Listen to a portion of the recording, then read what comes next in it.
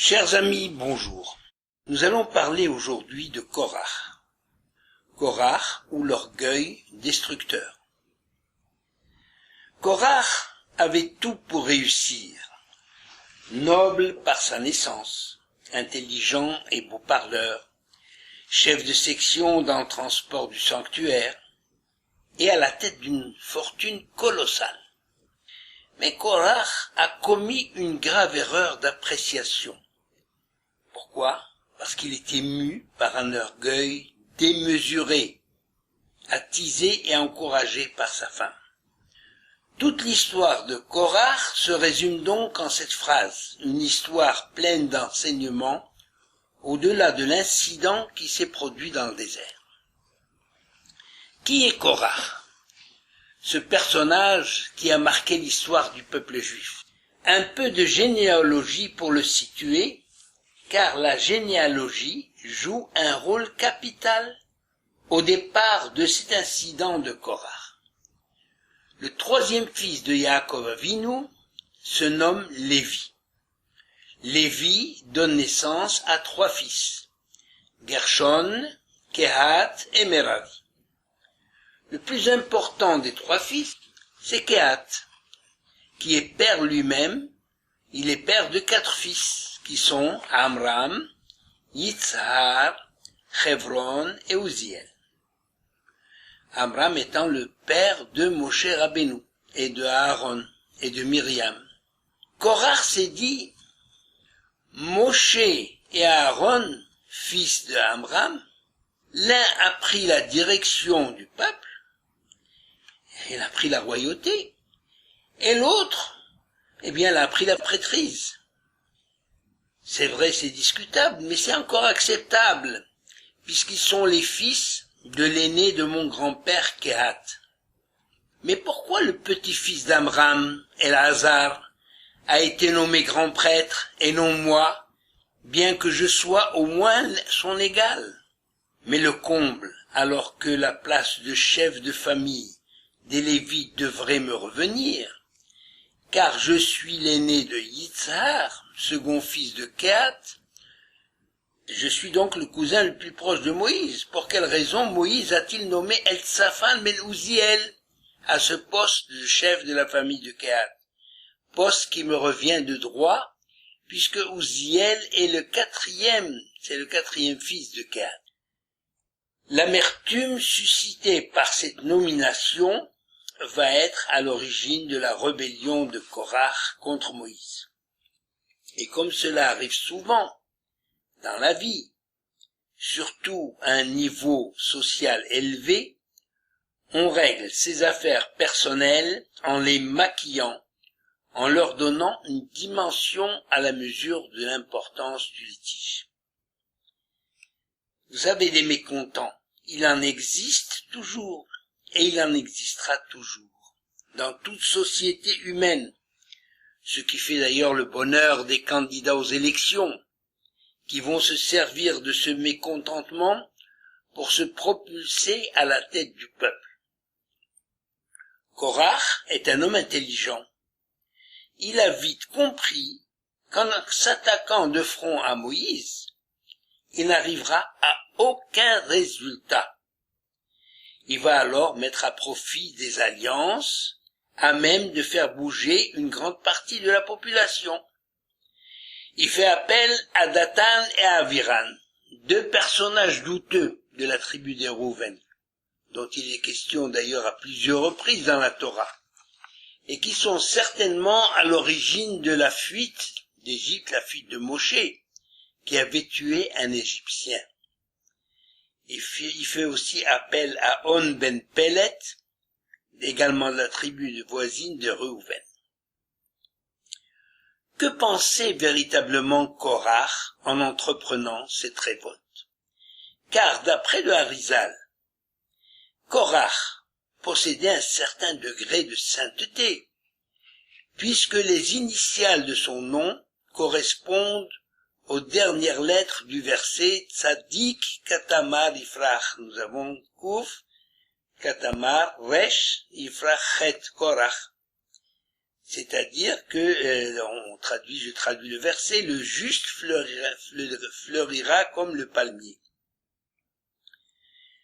Parfois une cause, petite au départ, finit par prendre des proportions gigantesques et irréversibles, surtout lorsque s'y mêlent des éléments extérieurs de mauvais conseils.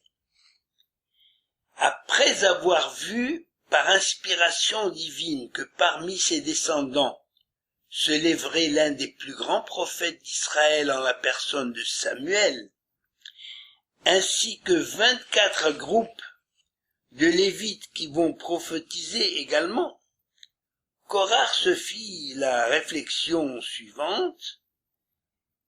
Comment se peut-il que moi-même, je ne sois pas élevé à une fonction importante et prééminente? De plus, il commençait à penser que si Dieu lui avait accordé une fortune si fabuleuse, c'est qu'il méritait mieux. L'homme sage et craignant Dieu, qu'était Korah au départ, cet homme sage et craignant Dieu a perdu et sa sagesse et sa raison. Pourquoi? Parce qu'il était consumé par son désir de gloire et par la jalousie qu'il ressentait face aux hommes en place. Ces mauvaises tendances qu'il n'a pu maîtriser l'ont conduit à sa perte. Comme l'affirme la sentence des Pirkei Avot, Rabbi Elazar HaKappar disait Hakin'a ve'ata'ava ve'akavod motzi'in et ha'adam min ha'olam, que l'on traduit la jalousie, c'est-à-dire l'envie que dans le sens d'envier quelqu'un, que d'envier autrui. Donc la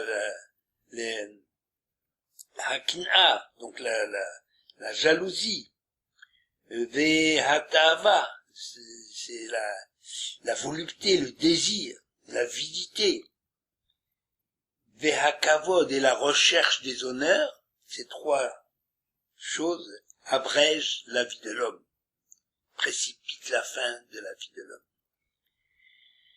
La femme de Korah a grandement contribué à sa chute et à le précipiter dans le Sheol, c'est-à-dire dans l'abîme. En effet, un homme de cette grandeur, tel que Korah, aurait pu entendre raison à la suite d'une explication franche et directe avec son cousin Moshe Rabbeinu. Malheureusement pour lui, sa femme, ambitieuse et méchante, n'arrêtait pas de le monter contre Moïse et d'attiser sa jalousie. Le Midrash est éloquent à ce sujet. Entre autres incidents, le Midrash cite le jour où Korah est revenu à la maison, tout rasé, à la suite de sa consécration au titre de Lévite. « Mais je ne te reconnais pas » s'écria sa femme. « Qui t'a défiguré de cette manière ?»« C'est le fait de Moshe, Moshe, le cousin, » répondit Korah. L'épouse se renchérit. « Mais c'est insupportable. Tu vois à quel point Moshe te hait et cherche à t'humilier. Il a manigancé l'idée de te raser pour te couvrir de ridicule. »« Mais non, dit Korah. Tu te trompes car Moshe a ensuite fait subir le même traitement à ses propres enfants, à ses propres fils. »« Comment, dit la femme, pourvu qu'il te ridiculise, cela lui importe peu de ne pas épargner ses propres fils. » Et ainsi, de jour en jour, jour après jour, Korah subit les sarcasmes de sa femme. Un jour, elle lui demande « Qu'avez-vous appris aujourd'hui ?» en essayant de trouver dans ses réponses matière à critique. Eh bien, Moïse nous a enseigné les lois des tzitzit, notamment de joindre un fil bleu au fil blanc de chaque coin de nos vêtements. Quoi, un seul fil blanc? pardon, c'est pas un seul fil blanc, c'est un seul fil bleu. Pourquoi pas tout le vêtement en techelet? Techelet, c'est la couleur bleue qu'on obtenait à partir d'un petit insecte qui s'appelait le chilazone et qui vivait au bord des mers. La femme disait n'importe quoi pour dresser son mari contre Moshe Rabbeinu. Mais un homme intelligent, chacune des paroles de sa femme donnait à réfléchir à Korach. Et en effet, Korach va se servir de cet argument pour contrer Moshe Rabbeinu, mais en donnant un sens à cette agitation, à cette manifestation, dans l'esprit de contestation. Comment cela? Eh bien, Korach va agir intelligemment en organisant des manifestations de grande envergure, auxquelles il fait participer 250 notables, des personnages importants d'une haute spiritualité, car ils avaient accès à l'usage du nom sacré, et une grande foule de mécontents, dont ses acolytes Datan et Abiram. Quant à On ben Pellet, qu'on a cité au début de cet entretien, il disparaît de la circulation. Que lui est-il arrivé? Eh bien, On ben Pellet avait une femme pieuse et intelligente. Elle voyait d'un mauvais œil la participation de son mari à une rébellion de laquelle il ne pouvait tirer aucun profit. Elle avait beau lui expliquer que cette histoire ne le concernait pas, car quel que soit le vainqueur, il serait toujours un personnage de second plan, impossible de faire entendre raison à son mari. Et parce que la femme de On ben Pellet s'est arrangée pour le faire boire une boisson enivrante, et il s'endormit, ignorant tout de ce qui se passait. Korach dépêcha les émissaires pour chercher On, mais ils n'osèrent pas s'approcher de l'entrée de la tente, où se tenait l'épouse vertueuse, la tête découverte, les cheveux au vent. De ce midrash, nous tirons deux enseignements. Le premier est que, contrairement à la femme de Korach, ambitieuse et méchante, la femme de On ben Pellet a sauvé la vie de son mari. Et en second lieu, ce midrash nous montre que les personnes qui ont suivi Korach étaient des gens pieux, craignant Dieu et observant scrupuleusement les mitzvot, puisqu'ils n'ont pas osé s'approcher d'une femme qui avait la tête découverte. En véritable démagogue, Korach provoqua donc le peuple par des paroles insidieuses, mais toujours respectueuses de la Torah en apparence. Mais les conclusions servaient sa cause et arrivaient à s'attirer la sympathie de la foule. C'est ainsi qu'il entreprit de faire défiler devant Moshe les 250 chefs de tribunaux, tous vêtus entièrement de bleu azur, de vêtements bleu azur, et en posant la question, faut-il ajouter un fil bleu azur à ces vêtements? La réponse de Moshe ne se fit pas attendre. Bien sûr, c'est oui. Korach se lance alors dans un discours ridiculisant Moshe en mettant en doute l'origine divine de sa réponse. Autre question qui fit la part belle de Korach, toujours selon le Midrash. La question était, est une maison pleine de rouleaux de Torah, est-elle soumise à la mezouza? Nouvelle réponse affirmative de Moshe Rabbeinu, et nouveau discours de Korach, suscitant toujours le doute sur l'autorité de Moshe, jusque-là aimé et respecté de tout le peuple. Toute cette mise en scène n'est pas innocente. Et la manifestation n'est pas simplement un moyen de faire pression pour renverser le pouvoir de Moshe.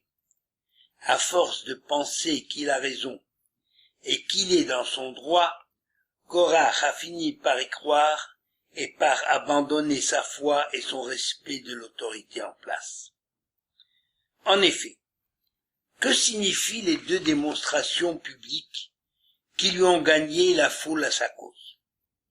Korach devait arriver à faire croire au peuple qu'il défendait ses intérêts, les intérêts du peuple. Et comment cela?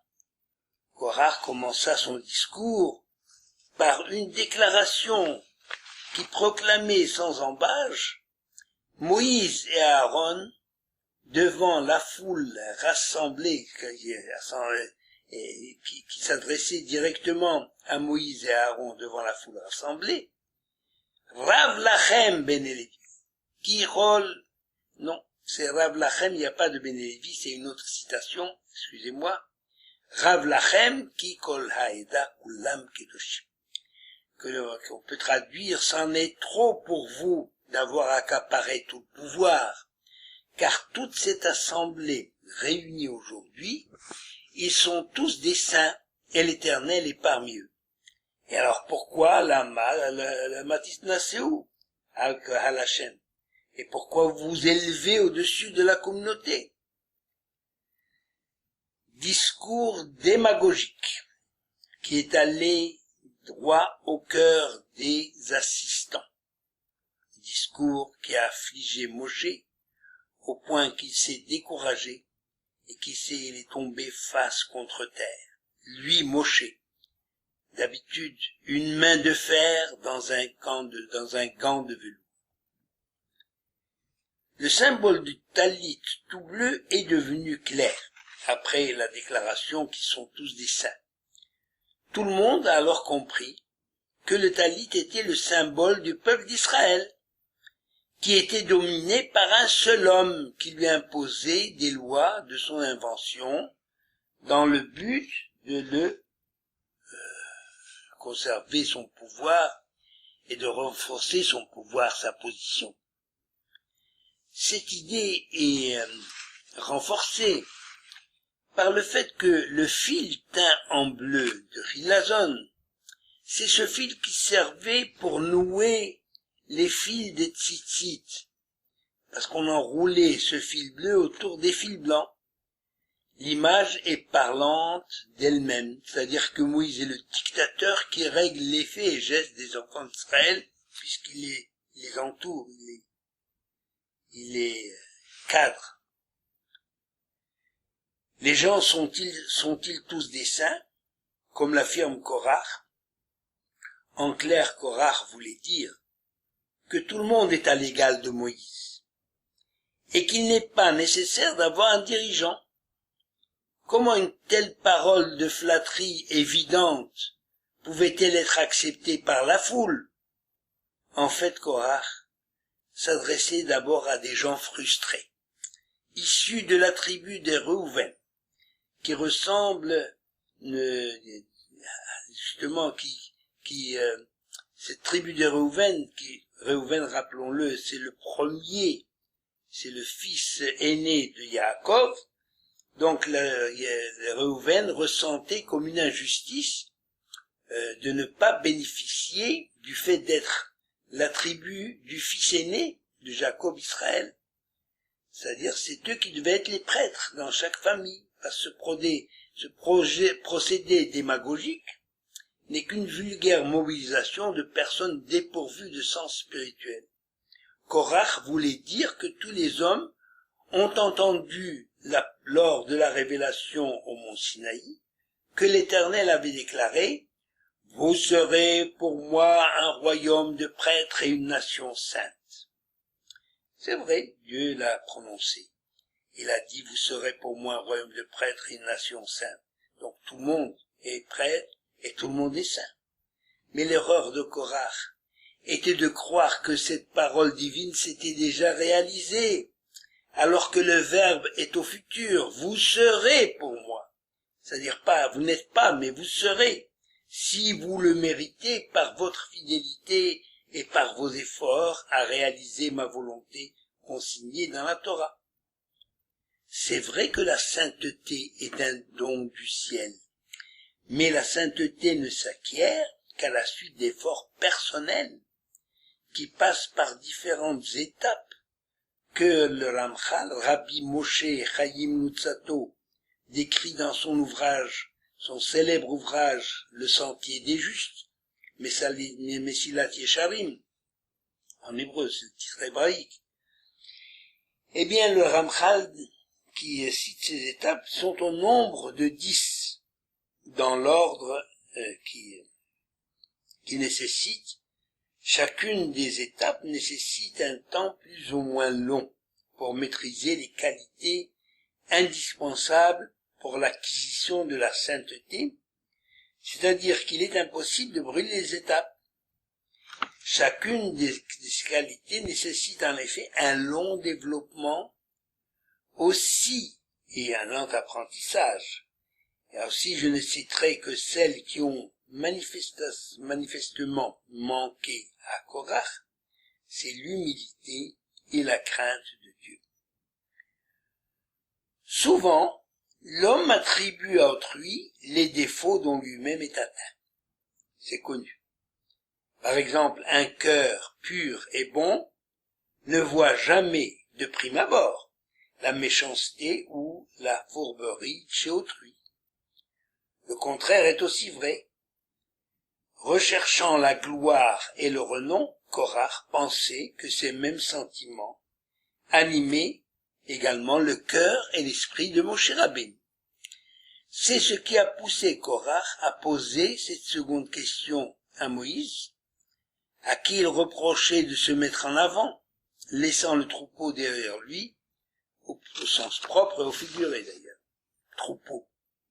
La question c'était la suivante: doit-on mettre une mezouza à la porte d'une maison entièrement remplie de rouleaux de la Torah?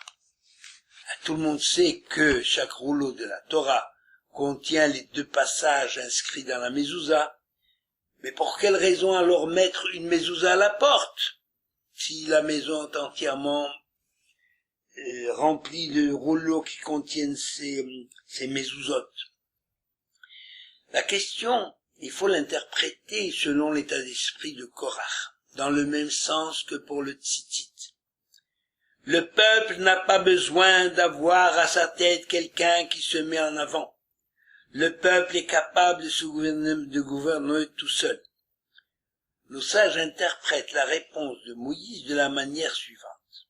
En vérité, Moïse voulait dire plus que le fait d'être à la tête du peuple.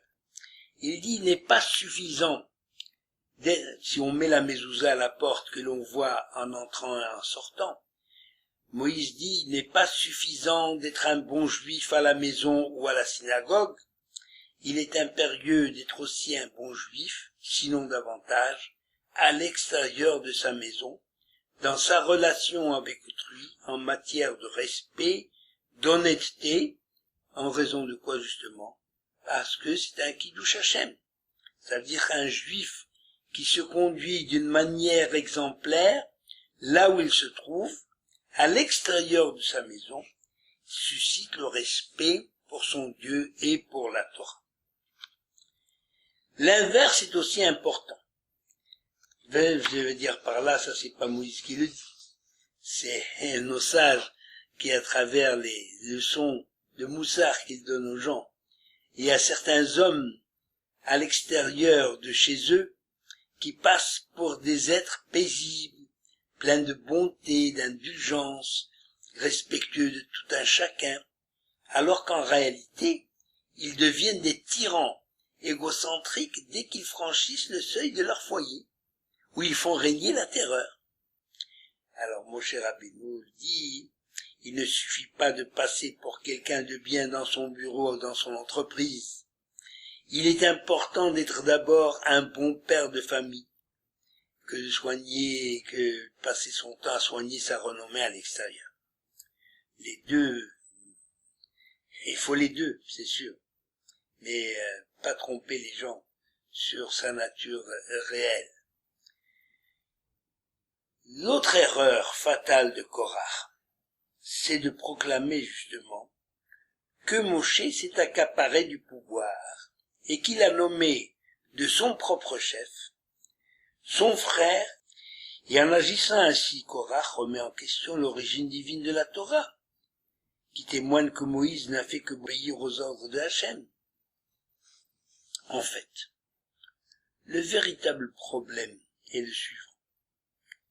Jaloux de voir le sacerdoce lui échapper, Korach remet en question l'autorité de ses cousins, Moshe et Aaron. Et pour se justifier, il porte atteinte à l'institution elle-même fondée sur la révélation divine. C'est là un trait de caractère de la plupart des hommes, qui ne peuvent pas supporter de se sentir fautifs, et qui cherchent à justifier leur conduite en s'enfonçant davantage dans leur erreur. Par exemple, tel homme qui, pour matérialiser sa colère contre son épouse, casse violemment une assiette, et qui, pour justifier sa colère, casse une seconde assiette, au lieu de faire preuve de grandeur et de